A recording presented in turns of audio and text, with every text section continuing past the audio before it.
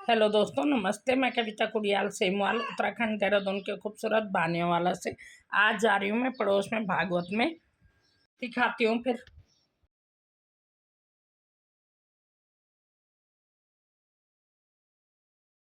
चौहान बंधुओं ने ये भागवत महायज्ञ का आयोजन किया है। पैसे दिख रहा है ये टेंट, ये देखो सामने ये लगा हुआ है इनके किचन वाला टेंट। और पहुंच गई हूँ मैं वहाँ पे जहाँ पे भागवत होनी है। इस पवित्र पंडाल में ही है आज की भागवत।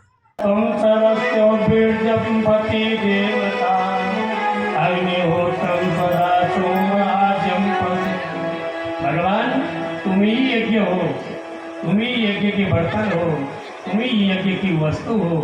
तो भोलेनाथ इतने महान है, ध्यान दो। जिनके लिए कहा कि वैष्णवानाम यथा शंभु, ध्यान देना, तो वैष्णवानाम यथा शंभु। वैष्णवों के जो परम गुरु हैं, वैष्णव कौन है ध्यान देना। अब कई लोग तो मंत्र भी लिए रहते हैं, कंठी माला भी पहने रहते हैं, लेकिन उनसे पूछो भाई तुम कौन हो, तो सीधा अपना परिचय दे देते हैं, फलाने हैं। अब वैष्णव कौन है, शैव कौन है, स्मार्त कौन है, तो जिन्होंने जिन गुरुओं से मंत्र लिया वो सब उन्होंने बताया है। तो वैष्णवों में हम लोग जो आते हैं वो वैष्णवों में आते हैं। तो वैष्णवों के जो आते हैं तो भगवान शंकर है। अब ध्यान दीजिएगा, शंकर और भगवान विष्णु में कोई अंतर नहीं है। राम और शंकर में क्षण कण भर भी अंतर नहीं है। शिव से हृदय विष्णु, विष्णुश्च हृदय शिव। जो विष्णु है, जो राम है, वही शिव है, और जो शिव है वही राम है। आप बोलोगे ऐसे कैसे, तो इसको भी ध्यान से सुनिए। रामेश्वर ईश्वर स रामेश्वर। जब भगवान राम जी ने सेतुबंध रामेश्वर में भगवान शिव की स्थापना की, उसका नामकरण करने के लिए पंडित जी को पूछा कि इसका नाम क्या रखे, तो सबने कहा इसका नाम रखो रामेश्वरम। वहाँ पे शिव जी भी आ गए, राम जी भी आ गए। तो शिव जी ने कहा जो राम के ईश्वर हैं वो रामेश्वर है। और शिव जी कहते हैं कि ईश्वरो यस्य स रामेश्वर। जो राम शिव जी के ईश्वर है वो रामेश्वर है। दोनों देवता एक दूसरे को अपना इष्ट मानते हैं, अपना गुरु मानते हैं। अब ध्यान दो, शिव जी का रंग कैसा है भाई? हाँ,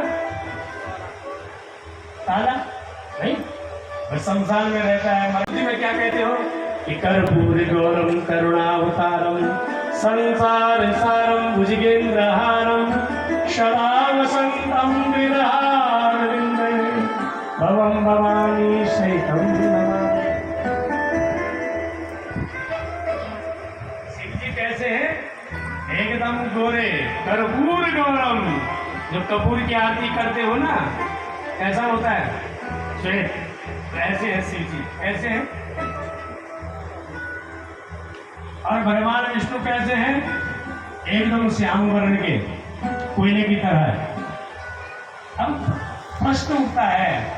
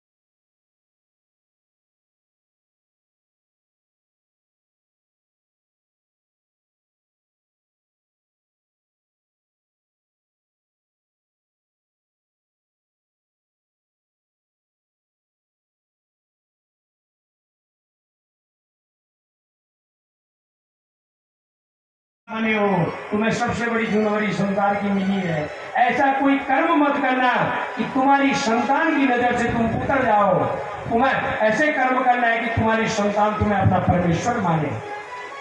अब सोचो, अगर संतान घर में हो गए, बाप घर में बेटे से ही मंगा रहा हो लाना जरा, तो बेटा कभी उसके अंदर कोई संस्कार आएंगे? हाँ, अगर ज्यादा इच्छा करे, भाई लोगों का विकल्प भी हम निकालते हैं। अगर ज्यादा इच्छा करे तो पत्नी से कह दो चुपके से, मैं एक दो दिन के लिए बाहर जा रहा हूँ, अकेले में जाके करो जितना मर्जी, फिर आ जाओ घर नहा धोकर गंगा जी नहाना। लेकिन पुरुषों की भी समझ में नहीं आती है, हाँ, नारियों की भी समझ में नहीं आती है। और जब इससे ऊपर आप बढ़ गए 50 के बाद, तब शास्त्र और पुराणों को गुरु मानो। तब इनकी जरूरत है, तब सुनीति बनने की जरूरत है। भाई अब मेरे जीवन में कोई ऐसी गलती नहीं होनी चाहिए। 50 जीरो पे चले गए। अब शास्त्र पुराणों को गुरु मानो कि शास्त्र पुराणों में जो लिखा है, क्योंकि तुम्हारे जीवन का जितना जोश है ना, जितने तुम्हारे जीवन में उपद्रव भरे थे, 50 तक व्यक्ति शीतल हो जाता है। तो शास्त्र पुराणों को पढ़ो 25 वर्ष तक, वो तुम्हारे गुरु है। और उसके बाद हाँ जी 75 के बाद अगर जिंदगी बची खुची रही, उसके बाद तुम्हारा जो गुरु बचपन का है, जवानी का है, बुढ़ापे का है, जब कभी तुम्हारा गुरु है, तब एक ही लाज रखो, अब मैं गुरु के गुरु मेरा। तुम्हारा जीवन देखना अपने आप, तुम्हें गुरु की जरूरत है। शास्त्र तो कहता है 12 वर्ष की उम्र वो गुरु की जरूरत पड़ जाती है। लेकिन बंगो, अगर गुरु बाहर लगता है, मत करो गुरु को चयन, लेकिन ये घर के गुरुओं को अपना आदर्श मान लो। तो जी निकल गया सब समाधान। बेटा का नाम है ध्रुव, ध्रुव मनी होता है सत्या। एक दिन ध्रुव अपने पिता की गोदी में बैठने गया, तो इतने में सुरुचि ने नीचे खींच दिया, खबरदार राजा की गोदी में नहीं बैठना, 5 वर्ष के हो गए हमारे ध्रुव महाराज। तो ध्रुव ने कहा क्यों? बोला इसलिए कि ये तो तुम्हारे पिता है, ठीक है, लेकिन मैं तुम्हारी मां नहीं हूँ। जंगल में जाओ, तपस्या करो, भगवान तुम्हें वरदान देंगे, फिर एक वस्तु मांगना कि मुझे सुरुचि के गर्भ से उत्पन्न कर, तब मैं राजगद्दी में बैठूंगा। बालक है, बालक की हठ बुद्धि है, इसलिए बालक और बालक तो एक समान होते हैं। रोते हुए माँ के पास आते हैं। माँ सुनीति ने कहा क्यों रो रहे हो? तो पूरी घटना सुना दी, लेकिन गलती एक करी कि घटना सुनाते हुए माँ का नाम निकाल दिया तो सुरुचि ने, और जहाँ सुरुचि बोला तो ऐसी है सुनीति, एक मुंह पे थप्पड़ मार दिया, खबरदार माँ का नाम निकालता है। बोला नहीं, वो माँ मेरी नहीं, मेरी माँ। बोला तेरी माँ मैं हूँ, लेकिन मैं जन्म देने वाली हूँ। संस्कार की तो सुनीति भी तेरी माँ है, ये है माँ, इसको कहते हैं सुनीति। उदाहरण के लिए मीरा बहन, उदाहरण के लिए गुरु महाराज, उदाहरण के लिए प्रहलाद महाराज, ये सब उदाहरण ही तो है। कहाँ मिले गए नारायण? बोला जंगल में गए। सीधा चले गए जंगल, जंगल में जाने लगे, अंधेरा हुआ, अपनी छाया से डरने लगे। समस्त देवता ऋषि मुनियों ने देव ऋषि नारद जी को भेजा, और नारद जी ने इनको गुरु की महिमा बतलाई और 12 अक्षर मंत्र इनको दे दिया। भगवान विष्णु का मंत्र, 12 अक्षरों का मंत्र इनको जपने के लिए दिया। आप बेटा इस मंत्र